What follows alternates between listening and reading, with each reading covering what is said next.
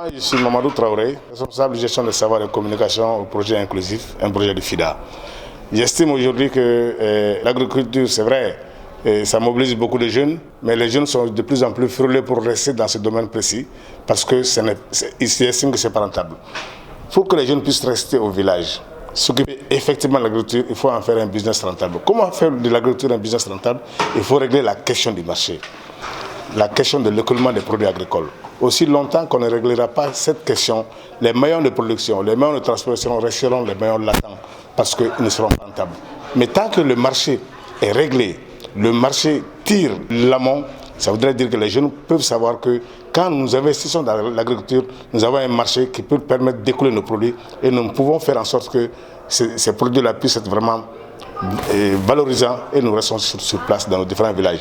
Donc nous devrons créer les conditions favorables à l'écoulement des produits agricoles produits par les jeunes en milieu rural. Nous devrons créer les conditions les meilleures pour que les transformateurs jeunes restent dans le dispositif de transformation, restent dans le moyen de transformation et puissent écouler leurs produits afin de pouvoir gagner. Tant que le jeune ne gagne pas suffisamment de l'agriculture, il restera juste frileux, il pensera que l'agriculture est juste une activité de subsistance et il va être orienté sur l'extérieur, il va être orienté sur la migration. Le défi pour nous aujourd'hui, c'est de régler cette question de migration, faire en sorte que les jeunes puissent rester et les mettre dans des maillons du dispositif agricole qui puissent les retenir sur le terrain. Comment les retenir sur le terrain?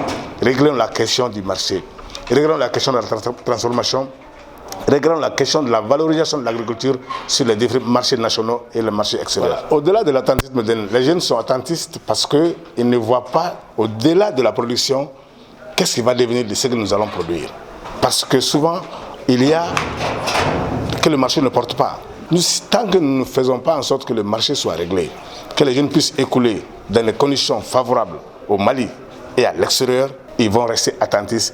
Et aussi longtemps qu'ils seront attentifs, ils vont sortir des villages, ils vont sortir des villes et ils vont aller outre-Atlantique.